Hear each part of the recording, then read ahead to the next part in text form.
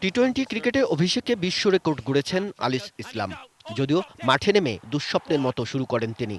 ঢাকার ডায়নামাইটসে সুযোগ পান ডানহাতি স্পিনার হিসেবে। ব্যাট হাতে মাঠে নামা হয়নি।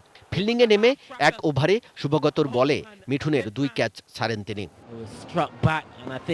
১৮তম ওভারে আলিস ইসলামের হাতে বল তুলে দেন অধিনায়ক সাকিব।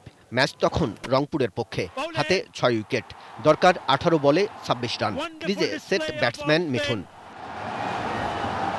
প্রথমেই মিঠুনকে ফেরালেন, এরপর মাশরাফিকে তুলে নিয়ে হ্যাটট্রিকের অপেক্ষা।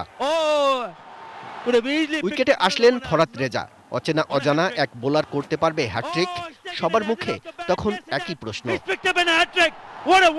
ফরহাদকে ফিরিয়ে টি-টোয়েন্টি ক্রিকেটের রেকর্ডে জায়গা করে নিলেন ঢাকা ডায়নামাইটসের নেট বোলার আলিস ইসলাম।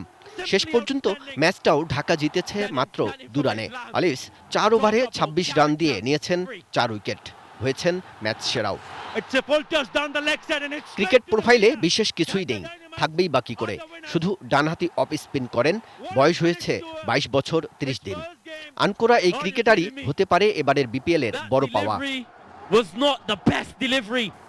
কাজল রায়, স্পোর্টস ডেস্ক, এটিএন নিউজ।